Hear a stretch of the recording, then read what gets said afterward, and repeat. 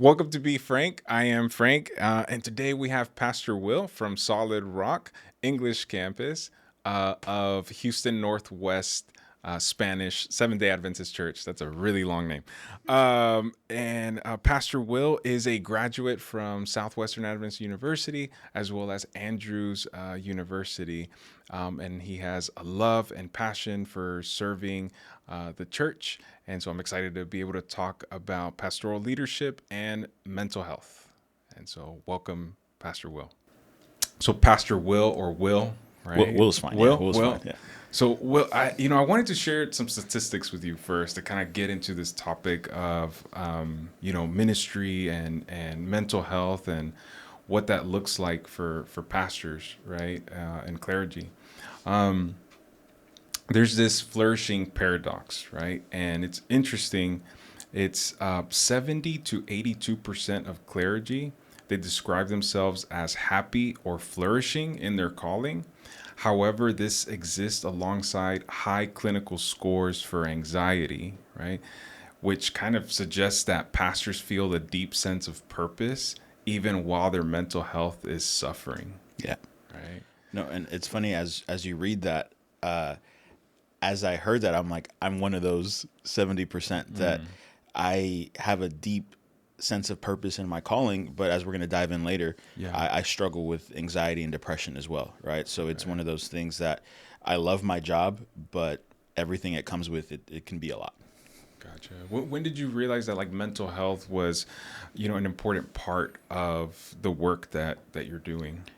I wish I can say since the beginning, but I think that this is something that happened recently when I went to Andrews. When I went to Okay. Andrews, it was required to take 2 counseling classes, Okay. which is interesting because in undergrad, that wasn't a thing. Like you weren't required to take any pastoral counseling classes. Really? Okay. But as soon as I went to Andrews, you're required to take family counseling and pastoral counseling Okay. just to get a taste for it.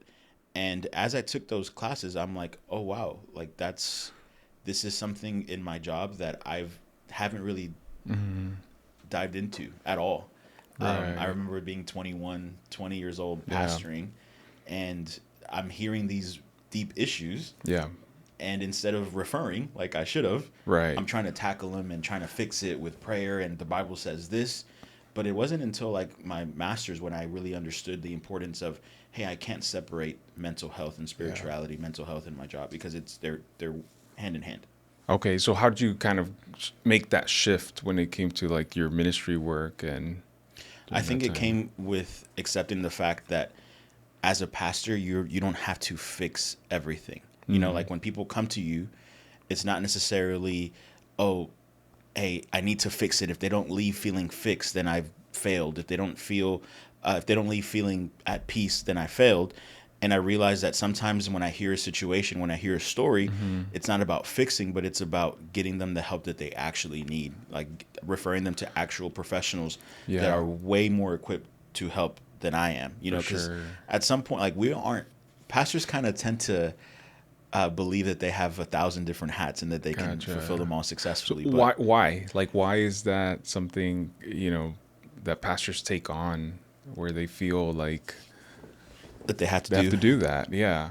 I think it just comes of a sense of duty for your community as well. It's not like a toxic thing, right? It's just like you love these people so much that you want to fix it. And saying that, hey, this is out of my realm of possibility of helping, Right. it's kind of like, oh, I failed you, you know? Right. But I think understanding what mental health is and your role in guiding them into professionals, that is also part of pastoring and shepherding. You know, shepherding isn't necessarily just, oh, I'm going to fix the situation. No, I'm going to guide you to where the situation can be fixed. So I think it comes from a sense of duty and honestly, sometimes it comes from a not understanding what mental health is and not understanding that there are some things that you can't pray away. Right. And I think that touches on the stigma within the church, right? That you hear often, like just pray away the depression, or Yeah. pray away the anxiety. And one of the things that Karen and we used to do talks around churches, just kind of trying to fight the stigma around mental health, and we'd always go honestly back to scripture, like you have the weeping prophet, right? Jeremiah, yeah. Like Jeremiah, and you have, all these biblical characters, Moses, you could see anxiety, you could see all the struggles and even some suicidal ideations with some of these very godly men, right? So it helped normalize more what mental health is, right? You mentioned you're part of that statistic there, and how do you think that has influenced like your own ministry and your own, pastoral work? Yeah, so that actually was a very humbling moment for me, because I never knew that I was prone to anxiety and depression until I think it was the year 2022, which ironically was the year I was graduating, the year I was getting married, the year I was moving back to Texas from Michigan, and everything was kind of piling up. And I remember having a panic attack without thinking it was a panic attack. I thought I was having a heart attack. I thought I was dying. Right. And the doctor did all sorts of checks on me. They did ultrasounds and everything on me. Everything was fine. Wow. And then they gave me a questionnaire, which is like, why are you giving me a questionnaire? And they were asking me, are you happy with this? Or do you find fulfillment with this? Do you have trouble waking up and getting out of, what I'm Right. talking about. Right. Yeah. And I answered just truthfully. And Yeah. she looked at the paper and she said, you have anxiety and depression. Yeah. And as soon as I heard those words, I was like, not me. Like I'm a pastor. Again, this was 2022. So I was about 24, like 25. So, Right. I was younger. Right. And it was a surreal moment because I had to wrestle the fact that I am a broken individual, and how long have I been a broken individual trying to fix other broken people?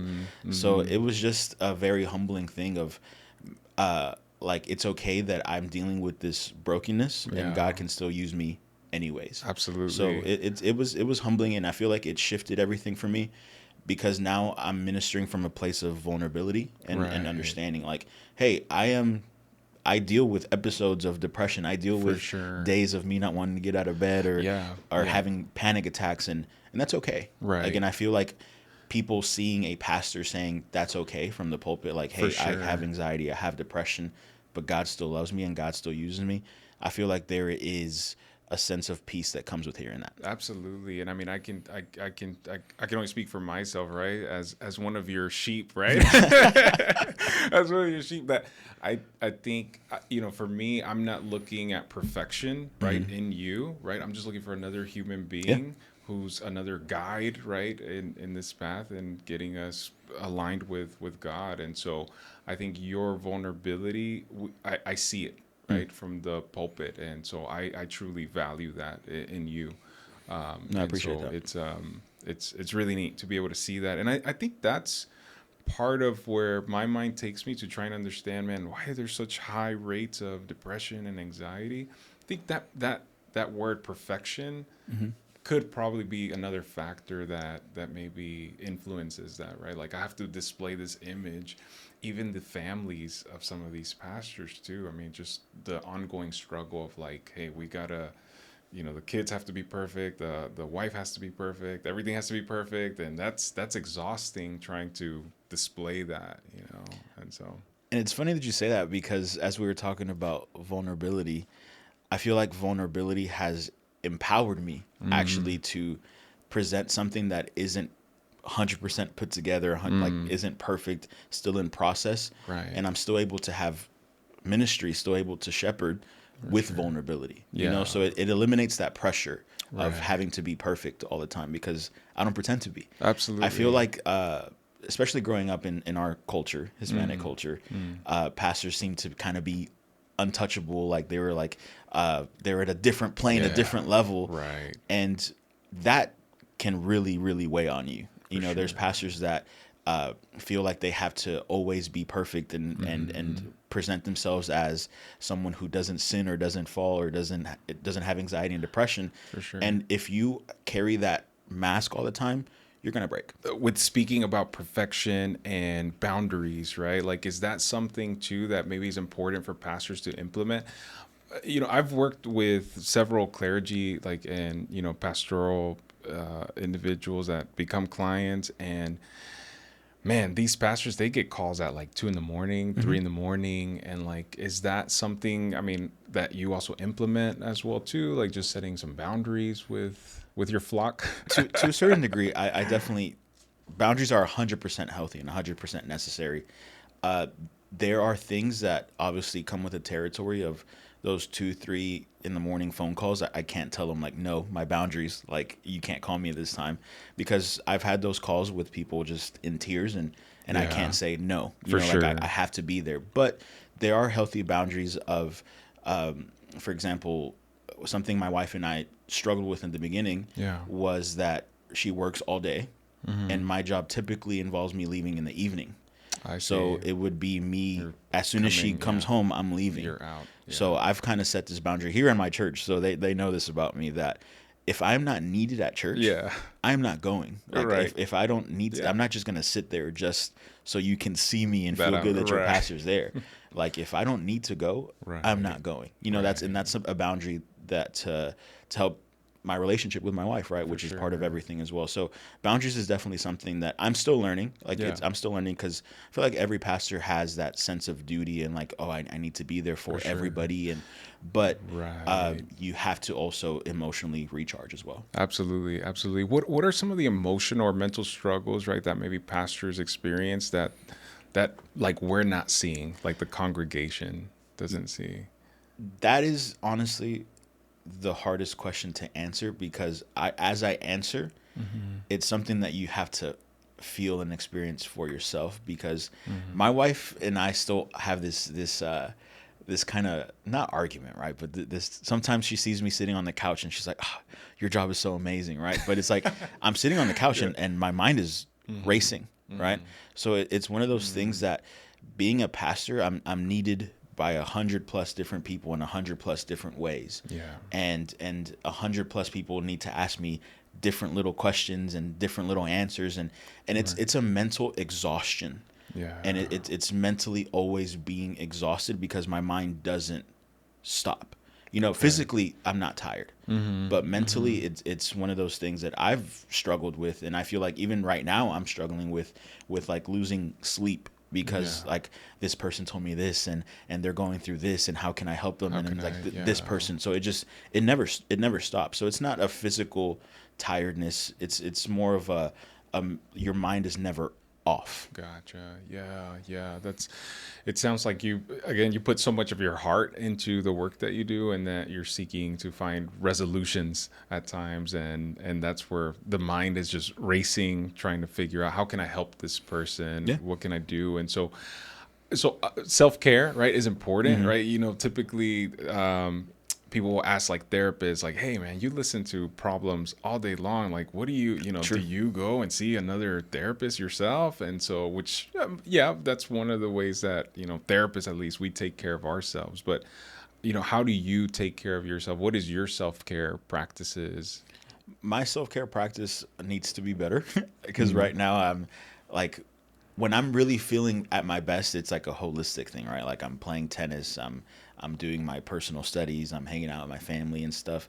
So that's my self-care, when I'm able to just disconnect completely and just do things that fill me. But I do think that that area of my life needs to get a lot Okay. better, a Okay. lot better. Okay. Gotcha. Gotcha. Yeah. I think one of the things to make mention, right? One thing that I learned, at least in grad school, and I still apply it to this day, is that we can't take ownership of people's problems. Hmm. Like, even as a therapist, like, they're not ours to take ownership of, right? It's like it's still our client's problems, because the moment that I take ownership of that problem, right, and I start giving resolutions to Yeah. them, if it works out, cool, right? If it doesn't, who's at fault? Mm. Right? Like, now I'm the one that's at fault, because I gave that resolution, it didn't work out that way, right? So still giving people that power of choice, right? Yeah. That they get to decide what moves they're gonna make, and I'm here more for their mental health support. You're there for their spiritual, support. When I was younger, I struggled a lot with what you said about Yeah. like giving solutions, and if it doesn't work out, I'm I'm hating myself, right? Because I'm affecting their life. For sure. But as I got older and I took those courses, that's why I feel like, hey, undergrads, if you're listening, Yeah. make those required, because sure. it's crazy to send Yeah. out 21-year-old pastors thinking that they can fix everything. Right. Now, when someone comes to me to vent, I don't give solutions. Yeah. I listen. For sure. I quote the Bible. I pray with them, but Yeah. it's something that I have to let them make the choice for themselves, because I can't fix everything. And honestly, it's very similar to like the Mm-hmm. work that we do, as therapists too. It's not about fixing them. It's about just being able to be in the moment with them and just untangle all of those. It's like guiding conversations, right? There you go. Yeah. Yeah. And so it's really, I think the work that we do is very close. For sure, right? Because 100%. mental health and spiritual health, there's a lot of overlap when we talk about what is the mind and what is spirit and all this, these concepts. And so, I see it often. So I see the overlap there. Why, how would you respond to that belief that strong faith means you shouldn't struggle mentally? Like strong faith means you shouldn't struggle mentally. That's just unrealistic. Yeah. It's funny because not only is it unrealistic, it's unbiblical. That's not anywhere in the Bible. Like, all the strongest people in the Bible faced great despair, great grief, anxiety, suicidal thoughts. And it's, how can we have that expectation of ourselves when the Bible doesn't set that expectation for us? Like, you can struggle, you can have highs and lows, and that's okay. That's why one of the biggest things that I say as a pastor, it's process over perfection, right? Like, we're in that process of being sanctified, of being more and more like Christ, but it doesn't mean you have it all together. Right. It doesn't mean that you're never going to be sad. It doesn't mean that you're never going to feel anxiety and depression. It just means that once you get there, you have different means to to combat it, to seek help, to seek God, to seek therapy. But it's a struggle, though, because especially as a spiritual leader, and this is kind of, I've never shared this before, but a couple years ago when I worked in Dallas, I had my wife and I went through a miscarriage, right? Which I feel like a lot of people have probably heard about that by now, but it's a late term miscarriage that really shook us completely. Sure. And that was my first time ever grieving. And I'm sure you know this, but people grieve differently, right? And I've learned this about myself and about my wife, that when we grieve, we isolate completely. Like, we don't want to talk to anybody. So as soon as that happened, we disappeared for a month from church. Like, no one saw us, no one heard from us. And 80% of the church loved on us, like sent positive texts like, hey, take all the time you need. Like, we're here for you. It's okay. But then it's some people, not ill-intentioned, but texted me saying, you're our spiritual leader. And if you show weakness now, how can you ever be our spiritual leader again? And it kind of like, oh, wait, so I'm not even allowed to grieve. I'm not even allowed to show weakness. And that's kind of what sparked the wait, I need to go up there and be as vulnerable as possible, because there are people thinking that Christianity means never feeling sad or never feeling grief. But Jesus felt sadness and great anguish, and Elijah wanted to die. Jonah literally jumped off a boat. It's part of the Christian process, but it's also part of the beauty how God can work through grief and anxiety and depression. So the part that people thinking that having a strong faith means never struggling mentally, that's just completely unbiblical. Absolutely. You are talking about your grief process, and is that something that you continue to heal from? Is that something that you feel like you've grieved, or like where are you at with that? It's a journey. I think obviously my wife is affected a bit more by that whole situation, and we still grieve to this day. I feel like it's something that doesn't go away. You just kind of learn to carry, for sure. And it's we still grieve in different ways. We might not isolate ourselves, but the wave of sadness comes. And it's one of those things that I hope 5 years from now I can tell you that, hey, we're completely healed. But I don't know. Right. Yeah, for sure. Grief is Yeah, my wife, she lost her brother, right? Oscar in 2009, 10. It's been 15 years, right? And it's still a topic, that brings tears for us. It's Yeah. still a topic that hurts. So, it's I think where Christianity and spirituality really comes in is just the hope, Yeah. right? That hey, there's going to be a reunion again and looking forward, but it doesn't mean that I'm not going to be experiencing the difficult Hmm. emotions in this life at this point. And so normalizing more of that, you Yeah. know.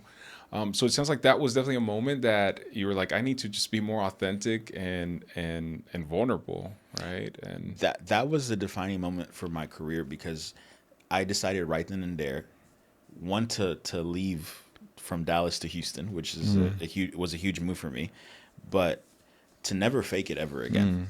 Like if I feel like I'm gonna tell you from the pulpit if I had yeah, a bad week, if for I'm not sure. feeling good, if I'm feeling sad, or if I'm feeling overwhelmed, like just never ever fake it because you don't like if someone sees your vulnerability, that might give someone that freedom to also like, hey, I'm not feeling okay, but I'm gonna keep showing up. Absolutely, absolutely. And once again, I see a lot of overlap with pastors and therapists. Part of our work is to also be authentic with our clients, Mm. and it helps build rapport. It helps build that connection. And so I think, you doing that is truly a model for other pastors as well, too, to take that on, that they don't have to display this perfect Mm. being, but just be authentic and be yourself. I mean, and what would you suggest to pastors, like who are maybe struggling right now in depression and anxiety, and that they're just not opening up, they're not really talking to anyone? I mean, what would you say to them? I would tell them, and I think maybe a lot of older pastors would disagree, but Mm, it's okay not to fit into that mold that other people have for you, mm, that the congregation has for you. Like, and I feel like they do it out of good intentions of my congregation, my sheep, as you say, yeah. need someone strong. They need someone Mm, that they can look up to and always has it put together. But sometimes, they don't need Superman. yeah. They need just a soft leader that's to tell them like, hey, I struggle with this too, and I am still here. So I Yeah, would just tell other pastors like it's okay to be vulnerable. for sure. Vulnerability isn't a weakness. Right. Vulnerability isn't something that disqualifies you from ministry. Absolutely. At the end of the day, I feel like vulnerability is one of the biggest strengths of your ministry. It's Absolutely. something that tells you like, hey, I am a wreck. I'm dealing with emotional distress, mental distress. I'm exhausted. I'm tired, but I'm still here and I'm still Right. serving and I feel like God is still good. And people seeing that will leave more of an impact than a pastor to never show emotion and never feel like they've never struggled before. For Like, sure. I feel like that's something that people need to see in a pastor is Yeah. not someone who has it put together because that's not realistic. For sure, for sure. I think when it comes to that, being genuine and being authentic is important. For pastors to be able to display that, right? And I think if a pastor is expecting, like, I have to present a certain way because my congregation is looking up at me, Mm-hmm. then that's not what that role is about. It's not Mm-mm. about looking up at you as a pastor. It's about looking up at Christ, Yeah, right? Like that's exactly. that's who we should be pointing ourselves towards. And so, again, I think this is such a great, opportunity to be able to, talk about this role of being a pastor, and that pastors also struggle Mm-hmm. with mental health and challenges. I kind of want to give you the opportunity too, like, me being a mental health therapist, right? Like, what questions you might have, like for someone like me, Mm-hmm. right? That maybe comes to your mind. A big question I've had is like as a mental health professional, how do you think our churches handle mental health? Yeah. Not very well. Oh, okay. Not very well. Terrible. I think now let me say that I think Solid Rock and Houston Northwest Spanish. I mean, I think they've got it right. Again, I think that church is a model of what other churches should be, doing. Um, some of the comments like we've made today that like, you just need prayer or you don't have enough faith, and that's not at all, true. Karen and I, we've taken several initiatives to, again, fight against that stigma within the church. And the first setting where we did that was at a local Christian school where we set up a therapist, and they were on site for the kids. And the number of mental health disorders, bro, that we identified in just the first year being there. I mean, depression, anxiety, bipolar. We were able to identify someone with schizophrenia, even. Oh, wow. I mean, just all sorts of mental health conditions that hadn't been identified until that point, until then, right? And then the next, I think, big move that we made was placing a therapist at Houston Northwest, yeah. and starting its own our counseling ministry there. Which is one of the coolest things ever, by the way. As soon as, because I'm new to this church, right? Yeah. And when I got to that church and I saw that they had that, I was like, yeah. you don't see that. They were super willing. I mean, at that time it was Pastor Squarzone that was there. I mean, super willing, like, yes, like, Absolutely, and they helped set up the space. And so I think that's a great model that we should approach. I think, again, so it's not doing great, right, overall as a church, but I think we're getting there. Texas Conference, for example, at least for Pathfinders, they now have a list of mental health providers as a directory. Nice. on the site. So there's some changes. I think they're starting to see the need for it, and that seeking help, seeking counseling isn't a lack of faith, or that it's that you're doubting in God's ability, to intervene. So that's a great way to put it. It's not that you're not doubting God's ability to intervene, right? And I think we kind of think that seeking help through therapy and counseling is, do you not trust in God? But it's You're not doubting God's ability to intervene. You're using people that God has placed in certain positions. Absolutely. Sorry, I'm just kind of switching now. I'm interviewing you. For sure. How would you feel personally giving counsel to a pastor? Yeah. Like, I don't know if you ever had to have that experience, but especially to someone who is up there on Saturdays preaching and teaching and giving hope, but then is in your office Tuesday 10 o'clock saying, "Man, my life sucks." Does that shake you up a little bit, or how does that make you feel? Yeah. So I have treated pastors that come in, and what you just described is very much what has happened. Okay. Yeah. What happens? This individual, again, pastor leading his church, forced sermons, like it's just he's burned out. Yeah. He's burned out. And so for me, honestly, it's humbling. Ever since, whenever I was one of those kids that was church hurt, and that's a whole nother that's another topic, I know, for sure. But the moment that I started counseling people from the church, and in the room, if they want to see change, they have to be authentic. They don't have to put up a persona for me.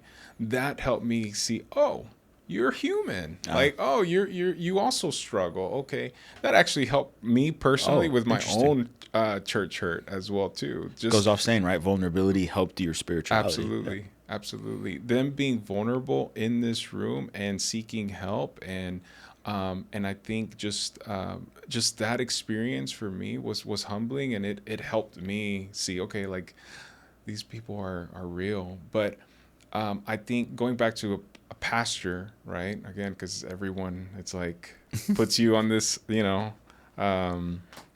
high place, right? I think, again, it is neat to see someone open up and just be human, be authentic, right? It wouldn't change my perspective in a negative manner, if that's kind of like where your question is. Yeah, and I think that takes a certain level of spiritual maturity to be able to see someone at a low point and understand that that's okay. Right.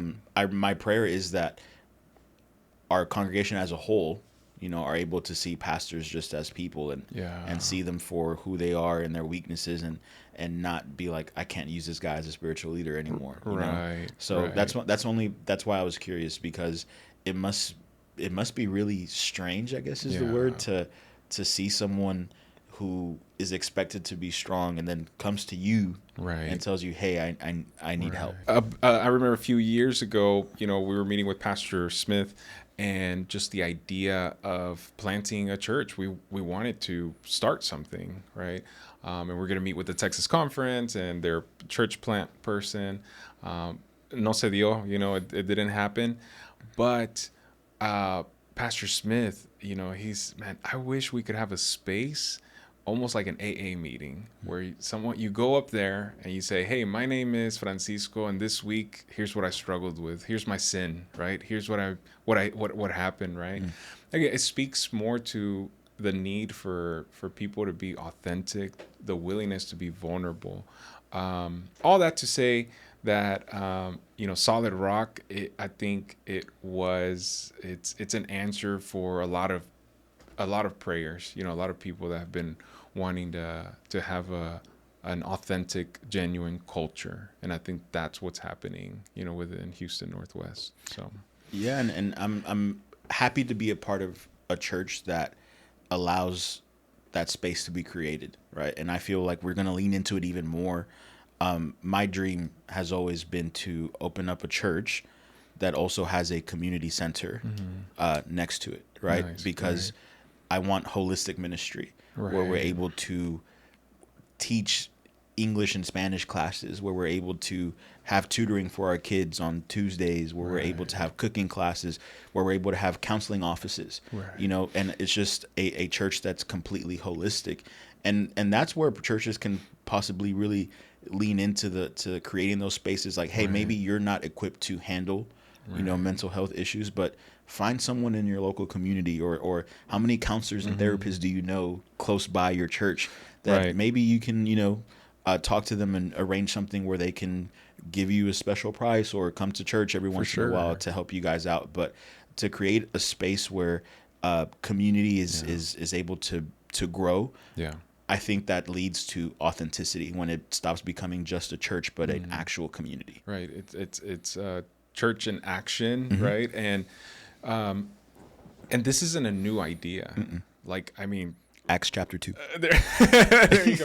I mean, we see Christ meeting people's basic needs, like before he goes into the spiritual aspect, like what those needs are. And so He cried for people, he fed people, he listened to their stories, and I feel like we kind of strayed away from that model, right?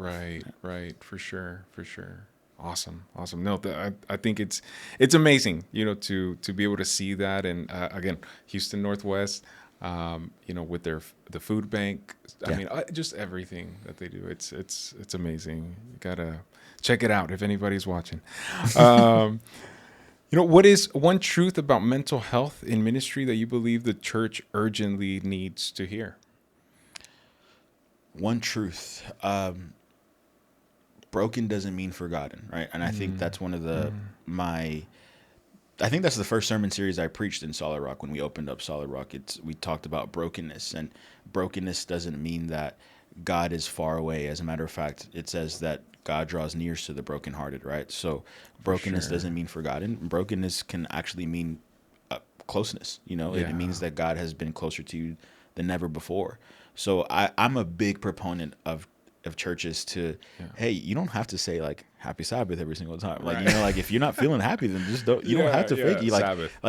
Sabbath. It's like average Sabbath, it's like, just, it's okay to not be okay. Right. So I think that's a myth that we gotta take away from our churches. It's like, oh, I'm at church, I gotta put on that smile, because if I don't put on that smile, Absolutely. then things get weird. Yeah, for sure.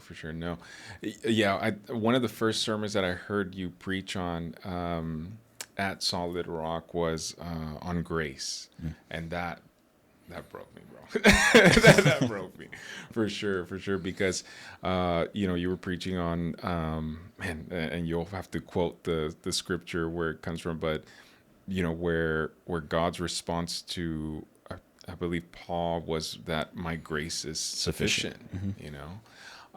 And I think that, that was amazing, because being a therapist, I'm telling you, pastors and Oh, for therapists, sure, there's 100%. just a lot of overlap. But um, especially being the therapist of a family, man, I'm sure pastors, the same thing. Your own family is coming to you Hmm. for guidance and support as well too. And so, that comes. So there's a lot of that pressure at times too to appear that therapists have to have it all Yeah. together.